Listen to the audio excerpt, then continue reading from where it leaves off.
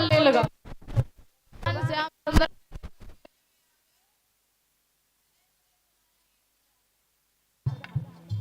भगवान कन्हैया ने क्या किया,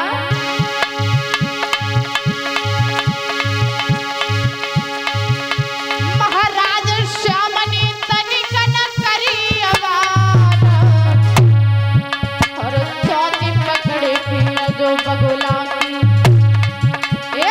चौथी पकड़े पिया जो बगुला की, और तयो पीछे भारी, चौथी पकड़े पिया जो बगुला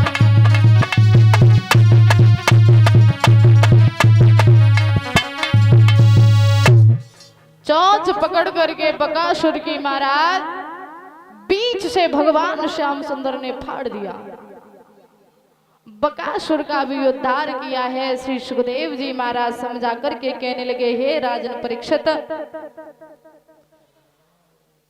भगवान कन्हैया ने एक भी ऐसा राक्षस नहीं छोड़ा जिसका उद्धार न किया हो। बताया जाता है एक दिन की बात है, श्याम सुंदर वन में गाय चरा रहे थे तो भगवान श्याम सुंदर ने अपने ग्वाल वालों से कहा कि आज हम भोजन तुम लोगों के साथ में करेंगे। सभी लोग अपने अपने घर से, सभी ग्वाल वाल अपने घर से भोजन लेकर के आए थे, लेकिन एक भगवान का सखा ऐसा था जो बहुत गरीब था दादा, उसके पास खाने के लिए कुछ भी नहीं था। और जब खाने के लिए कुछ भी नहीं था, भगवान श्याम सुंदर ने कहा कि आज हम, मधु मंगल नाम था उसका, बोले आज हम मधु भैया का घर का भोजन खाएंगे। मधु ने जवाब दिया है, कन्हैया अरे हमारे घर में क्या है, कुछ भी नहीं है, मैं तो तुम्हारे ही टुकड़ों पर पलती, तुम्हारे ही घर का काम करके जो मुझे खाना मिल जाता है उससे ही अपना जीवन यापन करते हैं। श्याम हमारे पास क्या है? जवाब दिया, बोले भैया हम खाएंगे तो तेरे ही घर का खाएंगे, कुछ हो तो दे दे। मधु ने जवाब दिया, बोले भैया अभी तो मेरे पास कुछ नहीं है, मैं घर जा रहा हूँ, तेरे लिए कुछ न कुछ लेकर के आऊंगा। घर पहुंचा, अपनी मैया से कहा कि आज कन्हैया ने हमारे घर का खाना खाने की जिद की है, माँ कुछ हो तो दे दे। मैया ने आंखों में आंसू भर के कहा, कन्हैया वैसे तो कुछ भी नहीं है, लेकिन कल परसों की कड़ी रखी हुई है, अगर वो ले जाना चाहे तो ले जा। मधु ने वो कड़ी उठाई, रास्ते में पहुंचा, चलता जा रहा है कि कन्हैया 56 प्रकार के भोग लगाने वाला है और कल परसों की ये कड़ी रखी है, और अगर हम कन्हैया को ये कड़ी खाने के लिए दादा देंगे तो श्याम पता नहीं क्या सोचेगा। भगवान ने क्या किया, वो मधु मंगल ने क्या किया, वो कड़ी ली, शर्म की वजह से खुद सारी कड़ी खा गया। थोड़ी सी कड़ी उसके चेहरे पर लगी हुई थी, तब तक भगवान कन्हैया के पास में पहुंचा। श्याम सुंदर ने पूछा, बोले भैया आप कुछ लेकर के आए? बोले भैया क्षमा चाहते हैं, मेरे घर में कुछ भी नहीं था जो हम तुम्हारे लिए लेकर के चले आते। बोले तुम खा क्या रहे हो? बोले कुछ नहीं भैया। बोले कुछ तो खा रहे हो, तुम्हारे चेहरे पर ये हमें लगता है कड़ी लगी हुई है। तो भगवान कन्हैया उसकी जो मुंह पर कड़ी लगी हुई थी वो ही अपनी जिह्वा से चाटने लगी, और ये दृश्य महाराज ब्रह्मा जी देख रहे थे। और ब्रह्मा जी ने जैसे ये देखा कि ये कन्हैया दूसरे मधु मंगल का चेहरा चाट रहा है और लोग इसे भगवान का नाम देते हैं, ब्रह्म का नाम देते हैं कि ब्रह्मा है, ये ब्रह्म है, ये भगवान है, ये हमें तो नहीं लग रहा ये भगवान है। अरे जो दूसरे का जूठन खा रहा हो ये भगवान नहीं हो सकता। तो ब्रह्मा जी ने क्या किया कि जितनी ग्वाल वाल थे और जितनी गाय थी ये चुरा करके महाराज अपने ब्रह्मलोक में कर दी जाके, और जैसे ही ब्रह्मलोक में कर दी, भगवान कन्हैया ने देखा है कि न तो ग्वाल वाल है और ना ही गाय है, ना ही बछड़े हैं, ये सब कहाँ गए? अपनी आंखें बंद करके देखी तो जवाब दिया, अच्छा ब्रह्मा जी आपके यहाँ ये सब हैं।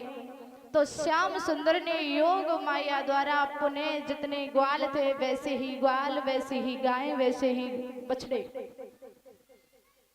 पुनः वैसे ही योग माया द्वारा बना दिए, और सभी ब्रज में पहुंचे। बताया जाता है 1 साल तक ब्रह्मा जी के यहाँ पर गाय बछड़े और ग्वाल वाल बंदी रहे। और 1 साल के बाद ब्रह्मा जी को याद आया कि आप चल करके देखते हैं कि ब्रज का हाल क्या है। तो जब आए हैं देखने के लिए ब्रह्मा जी, तो जैसे ग्वाल वाल उनके ब्रह्मलोक में वैसे ही वृंदावन में है। अब दौड़ के वृंदावन में आते हैं कि कहीं ऐसा तो नहीं छल से कहीं कन्हैया चुरा के न लाया हो। अब ब्रह्मलोक में जाकर के देखते हैं तो बही ग्वाल वाल ब्रह्मलोक में और बही ग्वाल वाल महाराज वृंदावन में। तब तक भगवान कन्हैया को मौका मिल जाता है और ब्रह्मा जी का वेश धारण करके ब्रह्मा जी की गद्दी पर जाकर के बैठ गए।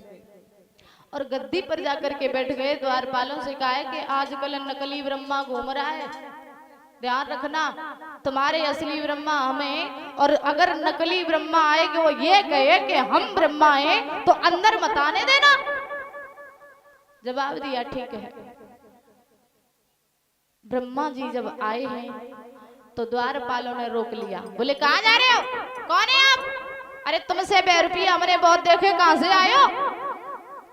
ब्रह्मा जी कहने लगा बुद्धि खराब है, अरे हम तुम्हारे ब्रह्मा हैं, तुम्हारे भगवान है। बोले तुम हमारे भगवान हो तो अंदर कौन बैठा है? बोले अंदर, अंदर कौन है? द्वारपाल लेकर के गए हैं, देखा गद्दी पर भगवान श्याम सुंदर बैठे हैं। और जैसे ही श्याम सुंदर को देखा तो ब्रह्मा जी को पता चल गया, जितना घमंड था सारा चूर चूर हो गया। कहने लगे प्रभु मुझे क्षमा करना, अरे हमारे मन में संदेह पैदा हो गया था कि आप ब्रह्मा नहीं है, क्योंकि मैंने आपको देखा था कि आप एक मधुमंगल के मुंह से कड़ी चाट रहे थे, हमें इसलिए भरोसा नहीं हुआ कि आप ही भगवान हैं, हमें क्षमा कर देना। मैंने ये सोचा कि आप भगवान कैसे हो जो लोगों की जूठन खा रहे हो। भगवान ने जवाब दिया है, भावनाओं में भाव है तो भाव से बेड़ा पार है। मैंने कभी ऊंच नीच का ध्यान नहीं किया है, हमारे लिए सभी भक्त बराबर हैं। हमें भक्त भाव से अगर जहर भी देगा हम वो भी खाने के लिए तैयार हैं। वो तो महाराज कड़ी थी, उसका भाव था, हम हमेशा भाव पर मरते हैं।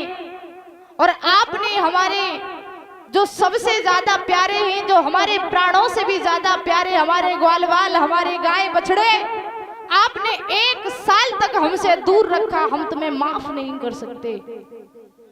ब्रह्मा जी ने आजाद हाथ पैर जोड़े, बोले प्रभु हमें क्षमा करना। तो भगवान कन्हैया ने ब्रह्मा जी को क्षमा किया, अपने ग्वाल वालों को और महाराज गाय को लेकर के वृंदावन में आए हैं। बोलिए गोविंद भगवान की।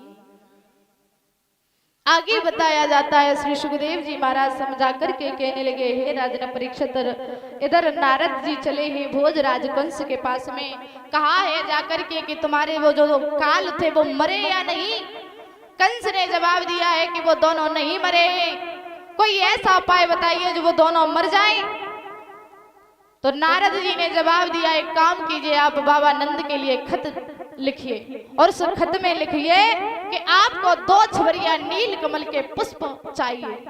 बोले नील कमल के पुष्पों से हमारा क्या लेन देन? बोले तुम्हारी बुद्धि खराब है बना है। बोले क्यों?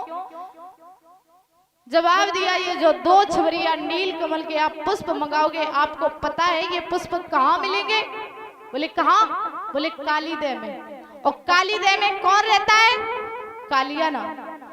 आप खत में लिखिए कि आपको 2 छवरिया नील कमल के पुष्प चाहिए, पुष्प आ गए तो ठीक, और न आए तो सभी यादवों को आप जेलों में डलवा दोगे। और जब यादव जेलों में आ जाएंगे तो कन्हैया कृष्ण, वो कृष्ण बलराम आपके पास आ जाएंगे, आप जैसे चाहो वैसे उन दोनों को मार सकते हो। भोजराज कंस कहने लगा, वैसे महाराज हम महात्माओं से नफरत तो बहुत करते हैं, लेकिन तुम ही एक ऐसे महात्मा हो जो तुम हमारा भला चाहते हो, इसलिए तुमसे हम बहुत प्यार करते हैं। नारद कहने लगे, कन्हैया हम तुम्हारा उद्धार चाहो तक जन्नी हो जाए, लेकिन क्या करें, भगवान को ही आने में थोड़ा टाइम लग रहा है।